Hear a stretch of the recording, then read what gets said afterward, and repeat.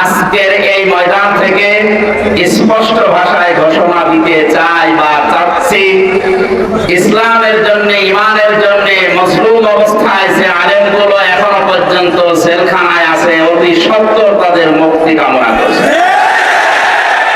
এর সাথে আপনারা একমত আছেন? যারা দেখে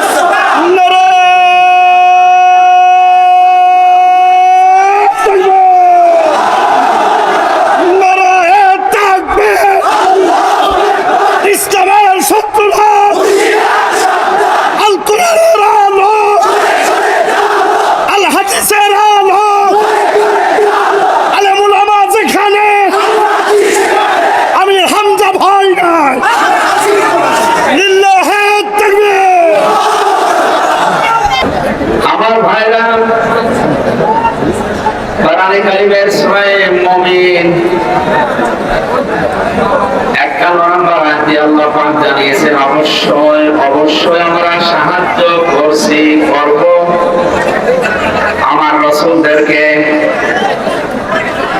কারাগারের ভেতরে। মরহুম মুফতি আমির রহমাতুল্লাহ আলাইহির জামাতা মুফতি সাখাওয়াত হোসেন রাজি, মাওলানা সোনায়েদ আল হাবিব কওমি মাদ্রাসা কেন্দ্রিক প্রায় ৭৬ জন আলেম এবং আমি সহ এক জায়গায় আমরা দীর্ঘদিন ছিলাম। বিশেষ করে মুফতি সাখাওয়াত হোসেন রাজি সাহেবের কাছে এই আয়াত নিয়ে আমরা দুইজন কথা এক জায়গায় বলতাম। আল্লাহ রাসূলানা কেন দিয়েছে এবং রাসূলদেরকে তিনি সাহায্য করবেন বলে কোরআনে অঙ্গীকার করলেন, তাও গ্যারান্টি দিয়ে, তাকিদ দিয়ে। হযরত ইব্রাহিম আলাইহিস সালামের এখানে ৩০টা পয়েন্টের উপরে আমি নোট করেছিলাম। ওখানে শরীরের যে কন্ডিশন, গলার যে অবস্থা, কথা বলার এই ধারাবাহিকতা যেহেতু প্রায় ৩ বছর নেই, এই জন্যই মানে হচ্ছে না। ২-১টা-৫টা এভাবে হতে হতে চালু হয়ে গেলে ইনশাআল্লাহ আবার মানে আমার এক নানি শাশুড়ি ছিল, বলতো যে বক্তার গলা জুতার তলা সমান। জুতার তলায় যেমন কিছু বাঁধে না, বক্তার গলায়ও কিছু বাঁধে।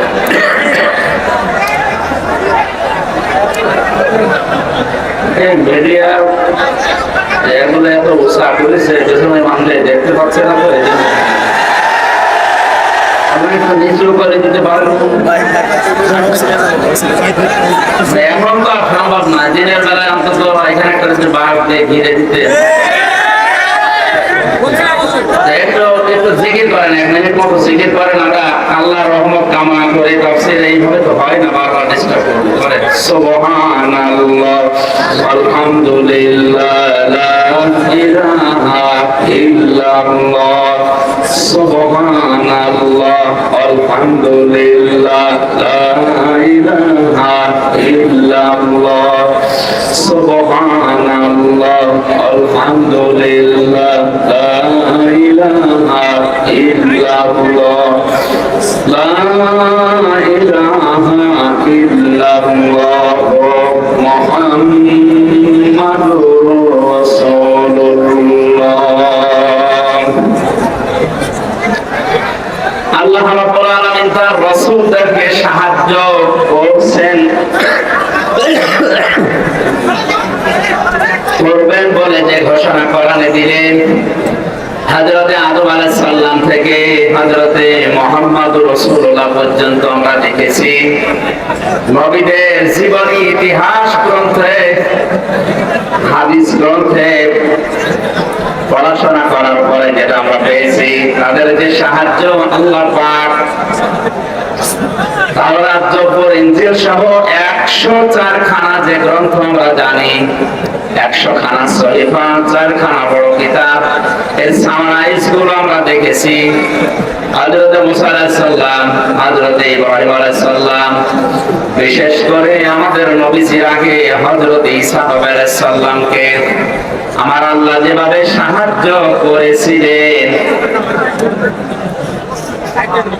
এই সমস্ত নবী রাসূলদের সাহায্যের দিকে তাকিয়ে ঈমানদার যারা আছে এই মানুষগুলো যদি আর শিক্ষা নিতে চায় বা শিক্ষা নিয়ে জীবন চালাতে চায়, এই আয়াত তাদের জন্য পাথেয় হিসাবে কাজ করবে বলে আমি বিশ্বাস করি ইনশাআল্লাহ। সুতরাং নবী রাসূল যেহেতু এখন নেই, নবীদের ওয়ারিস আছে, তাদেরকেও মহান আল্লাহ সাহায্য করছেন, কিয়ামত পর্যন্ত করবেন। তার বাস্তব প্রমাণ আজও এই দুনিয়াতে যারা হক্কানি আলেম আছে তারা। ইমাম তাইমিয়ার ঐতিহাসিক একটা উক্তি আমি মাঝে মাঝে বলি যে হক্কানি আলেম এই শব্দটা নিয়ে আজ যারা মানুষকে ধোঁকা দিয়ে বোকা বানিয়ে নিজেদের আখের বসায়, আসলে হক্কানি আলেম তার কিতাবের ভেতরে পেয়েছি 3টা জায়গায় তিনি উল্লেখ করেছেন এদেরকে পাওয়া যায়। তোমরা যদি দেখতে চাও ওই জায়গাগুলোতে খোঁজ করবে। এক জায়গা হচ্ছে মাটির নিচে, তার মানে কবরে। 2 নম্বরে জিহাদের ময়দানে যারা আল্লাহর দ্বীনকে কায়েম করার জন্য সর্বাত্মকভাবে চেষ্টা চালাচ্ছে লড়াইয়ের ময়দানে। 3 নম্বরে যারা জালেমের জেলখানায় অন্ধকার প্রকোষ্ঠে বসে আছে। আজ হক্কানি আলেমের নাম নিয়ে 4-5 লাইন ডিগ্রি দিয়ে এমন এমন মানুষের নাম আমরা বিভিন্ন পোস্টারে দেখি, নাম খুঁজে পাওয়া যায় না, হকের ডিলার হয়ে বসে আছে। কারাগারের ভেতরে দেখলাম একজন সভাপতির পরিচয় পেলাম, কি আপনি? বলে আমি আল্লাহর দলের সভাপতি। এরকম প্রায় 19টা না 20টা সংগঠন পেয়েছি কারাগারের ভেতরে, যেগুলো বাইরে থাকতে কোনোদিন নামও শুনি না।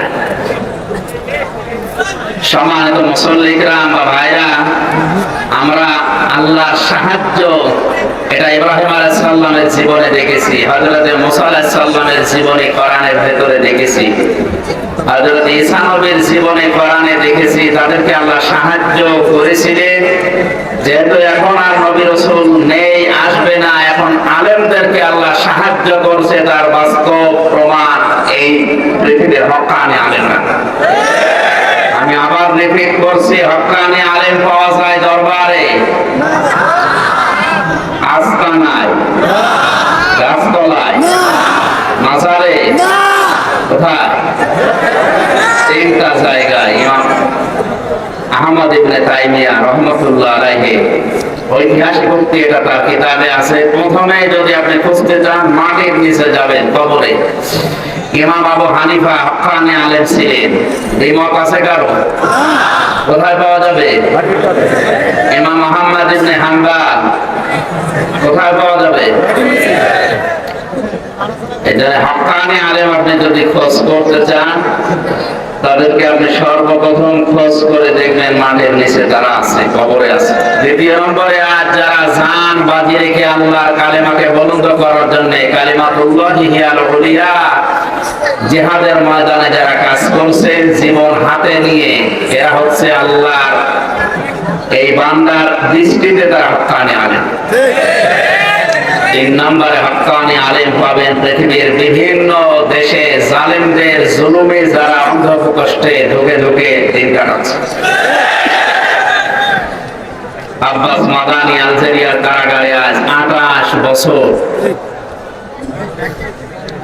আমাদের 3টা বছরে হাত লেগে গেছে, তারা আজ 28 বছর এরকম বিভিন্ন জেলখানায় জালেমের জুলুমের শিকার হয়ে দিনাতিপাত করছে তারা। আল্লাহ এই মজলুম, এই হক্কানি আলেমদের হায়াতে তাইয়্যিবা সিহাতে কুল্লিয়া যেন দান করেন, বলেন আমিন।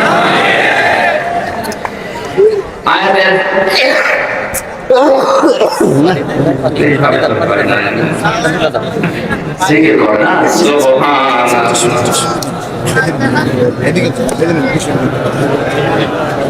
সেখানে থাকে না বাতাস দেখবে থাকবে থাকবে Subhanallah walhamdulillah la ilaha illallah Alhamdulillah la ilaha illallah La ilaha illallah Muhammadur Rasulullah আমরা আল্লাহ সাহায্য চাই না চাই না আল্লাহ সাহায্য ছাড়া আপনি এক সেকেন্ডও বেঁচে থাকতে পারবেন না এরপরে যে শ্বাস গেছে এটা যদি আর বের না হয় আপনি মারা যাবেন এটা আল্লাহর সাহায্য আমাদের প্রতি সেকেন্ডে প্রতি পদে পদে দরকার আল্লাহ সাহায্য আল্লাহ সর্বপ্রথমে আয়াতে ঘোষণা দিলেন কাদের নাম রাসূলদের বলেন কাদের নাম রাসূলরা নিয়ে এখন তাদের উত্তরাধিকারী আলেমরা কারা এই আলেমদেরকে আল্লাহ সাহায্য করবেন ঘোষণা দিচ্ছেন এনাদের বিরুদ্ধে যদি কেউ ষড়যন্ত্র করে সে যেন রাসূলদের বিরুদ্ধে ষড়যন্ত্রে লিপ্ত হয় সূরা নূর 18 নম্বর পারা 18 নম্বর পৃষ্ঠা শেষের দিকের একটু আগে আপনার আমার আয়াত নাম্বারটা মনে হচ্ছে না শেষের আগের আয়াতটায় না এই জন্য আসলে এই অনুষ্ঠানগুলো এখনই শুরু করতে চাচ্ছিলাম না দাদা আরো 15-20 দিন একটু বিশ্রামে থাকার দরকার ছিল কারণ এই ভেতরে 3 বছর এই খাবার খেয়ে ভেতরে খাওয়ার কবজা সব নড় করে দিচ্ছে এটা জয়েন্ট লাগতে কিছুদিন দেরি হবে চেকআপ করিয়েছে শরীর কিন্তু ডাক্তার তো বলছে আপনি ঘুমান 8-9 ঘন্টা করে ঘুমান তো আপনারা জানেন জেলখানায় মানুষের সবচাইতে বড় নিয়ামত হচ্ছে ঘুম আসতে চায় 24 ঘন্টা একটা ঘরের ভেতরে মানুষ যদি তালাবদ্ধ থাকে বাকি থাকলেই কেমন ছটফট ছটফট করে আর আমরা তো মুক্ত জীবনের মানুষ সারা পৃথিবী ঘুরে বেড়ানো মানুষ আমাদের যদি 3 বছর এক ঘরের ভেতরে 24 ঘন্টা তালা মেরে রাখে যোগাযোগ বিচ্ছিন্ন করে কিভাবে থাকা যায় বলে এই চিন্তায় টেনশনে ঘুম আসতো না তাছাড়া অন্য কোনো সমস্যা না খাবার দাবার তো আছে এই কারণে আসলে শরীরে সাপোর্ট দিচ্ছে না আমি জোর করে আর কি করবো সুতরাং রাসূলদেরকে আল্লাহ যেহেতু সাহায্য করবেন বলেছেন ওলামা ইকরাম আল্লাহ রাসূলদের নবী রাসূলদের তারা উত্তরাধিকারী তারা নায়েবে রাসূল আল্লাহর সাহায্য এই বাংলাদেশেও যদি আমরা পেতে চাই দেখতে চাই আলেমদের সাথে উত্তম আচরণ করা এই আয়াত অনুযায়ী আমাদের ঈমানের দাবি এটা বাদ দিয়ে যদি কোনো মানুষ আল্লাহর সাহায্য পেতে চায় তাহলে এটা জনতার সাথে দেশের মানুষের সাথে জাতির সাথে ধোঁকাবাজ সুতরাং আমরা আজকের এই ময়দান থেকে স্পষ্ট ভাষায় ঘোষণা দিতে চাই বা চাচ্ছি ইসলামের জন্য ঈমানের জন্য মজলুম অবস্থায় যে